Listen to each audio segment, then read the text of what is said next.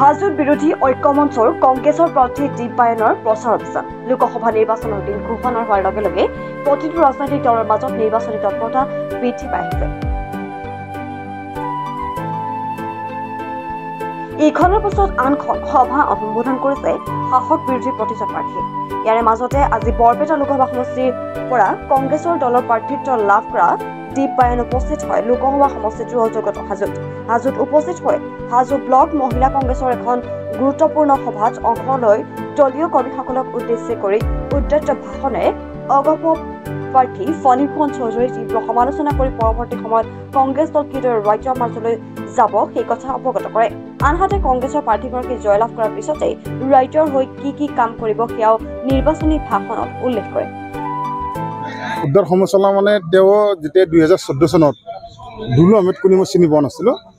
এই দীপবায়ন ডাঙৰীয়া মোক ফোন কৰিছিল ঠিক দিনৰ 10টামান বজাত যে গণেশ তুমি ক'ত আছা? মই তেতিয়া কৈছিলোঁ যে মই ঘৰত আছোঁ। কৈছে ঠিক আছে মই মাছখোৱাৰ দুলুক লৈ আহিছোঁ। মোক এই মাছখোৱাৰ কি চব্জিৰ বেপাৰীটো নেকি এনেকৈ কৈছিল। মই হয় চব্জি যি দালাল কৰে মোক এনেকৈ দীপবায়নে তেতিয়া কৈছিল এই চব্জিৰ দালালজন। মই কৈছোঁ আহিব দিয়ক। তাৰপিছত মই ধুনীয়াকৈ মোৰ ঘৰত ভাত পানী খুৱাই দীপবায়নে মোক ক'লে যে এওঁ আবাৰ ইয়াত হাজোত ইলেকশ্যন খেলিব, তুমি এওঁক লগত লৈ হাজোখন দেখাব লাগিব। তেতিয়া মই সেইমতে দীপবায়নৰ নিৰ্দেশ মতে মই তেওঁক হাজোত ঘূৰাই মিলাই গোটেই হাজো সমষ্টিত মই কংগ্ৰেছ দলৰ প্ৰচাৰ কৰি তেওঁক মই আগবঢ়াই লৈ আহিছিলোঁ। 2016 চনত তেওঁ নিৰ্বাচনলৈ হাৰিল আৰু 21 চনত তেওঁ মোক হৰালে। গতিকে দুলু আহমেদ এজন সাপ এইকাৰণে কৈছোঁ। মই দীপবায়নক কৈছোঁ যে তুমিতো সাপটো মোক গলত আলাই দিলা, এই সাপটোতো মোৰ 2021 খুটালে আৰু এই 2024 আকৌ সেই সাপজনে দীপবায়নক খুটোৱাৰ কাৰণে চেষ্টা কৰিব বা কৰিছে। গতিকে মই ৰাইজক আহ্বান জনাইছোঁ যে ৰাইজ হাজো সমষ্টিৰ ৰাইজ আপোনালোকে যোৱাবেলি 2021 চনত যিয়ে ভুল হওক যিয়ে নহওক যে মোক হৰাইছিল, মোক কোনো ধৰণৰ আপত্তি নাই বা আখুৱা নাই। গতিকে এইবাৰ যাতে সেই দুলু আহমেদে দীপবায়নৰ ক্ষেত্ৰত যাতে এইটো নকৰিব নোৱাৰে। আৰু মই গম পোৱা মতে দুলু আহমেদে বিজেপিৰ পৰাই 5 কোটি টকা লৈ বৰপেটা লোকসভা সমষ্টিত নিৰ্দলীয় খেলাৰ কাৰণে যোজা কৰি আছে। আজি এই নিৰ্বাচনী প্ৰচাৰ সভাত দীপবায়নৰ সৈতে উপস্থিত থাকে অসম প্ৰদেশ কংগ্ৰেছৰ সংখ্যালঘু সমিতিৰ সভাপতি আনোৱাৰ হুছেইন, জ্যেষ্ঠ কংগ্ৰেছৰ নেতা ভৱেশ দাস, কামৰূপ জিলা কংগ্ৰেছৰ সভাপতি ৰুবুল আলী, অজিত ঠাকুৰীয়া, মনোৱাৰা বেগম, গৌতম শৰ্মাকে আদি কৰি কংগ্ৰেছৰ ভালে সংখ্যক নেতাকৰ্মী। আমাৰ মহিলা ব্লকৰ সভানেত্ৰী আৰু ইয়াৰে যথেষ্ট সচেতন মহিলা আজি তেওঁলোকৰ ব্লকৰ কমিটিও গঠন হৈছে আৰু যথেষ্ট ইয়াতে ওতঃপ্ৰোতভাৱে ৰাইজৰ মাজত লাগি থকা বহু মহিলাই মোক আমন্ত্ৰণ জনাইছিলে। আজি ব্লক কমিটিখন আজি তেওঁলোকে যিখন সভা পাতিছিলে আৰু একে সময়তে এইখন নিৰ্বাচনী সভাৰ নিচিনাও হৈ গ'ল।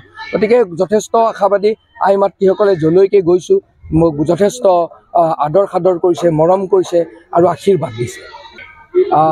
মোৰ খুব ভাল বন্ধু, আজিও ভাল বন্ধু আৰু অতীতলৈ আমি ভাল বন্ধু হৈয়ে থাকিম।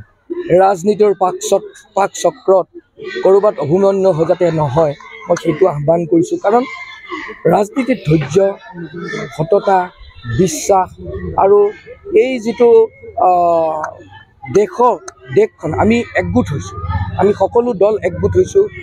বিজেপি আৰু এজিপিৰ বিৰুদ্ধে, UPPLৰ বিৰুদ্ধে আমি যিকেইটা দল একগোট হৈছোঁ কিহৰ স্বাৰ্থত? সংবিধান ৰক্ষা কৰাৰ স্বাৰ্থত, আমাৰ ল'ৰা ছোৱালীৰ ভৱিষ্যত ৰক্ষা কৰাৰ স্বাৰ্থত। শোষণেৰে শাসন কৰি থকা এই চৰকাৰখনে প্ৰত্যেকটো দিনে কৰৰ বোজা জাপি দি আছে, সেইটোৰ স্বাৰ্থত। গতিকে এই স্বাৰ্থত আমি ব্যক্তি স্বাৰ্থ পৰিহাৰ কৰি মই বৰ মনোভাৱটো পৰিহাৰ কৰি পেলাই আমি দেশখনৰ স্বাৰ্থত একত্ৰিত হৈ যুদ্ধ কৰিব লাগিব। আৰু এতিয়াও সময় আছে। মই ভাবোঁ দুলু আহমেদ ডাঙৰীয়া, মই মনোৰঞ্জন তালুকদাৰ ডাঙৰীয়া আমি সকলোৱে একত্ৰিত হৈ যুঁজিম।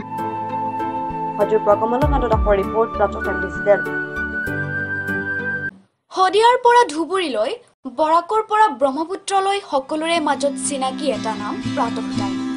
থলুৱা ভাষা, কৃষ্টি আৰু সত্য বাতৰিৰ আধাৰত প্ৰতিষ্ঠিত খবৰ প্ৰাতঃ টাইমৰ প্ৰতিটো বা বাতৰি পুংখানুপুংখভাৱে চাবলৈ Facebook, YouTube, website, Twitter, Instagram আৰু ব্লগাৰ পেজত লাইক আৰু ফ'ল' কৰক।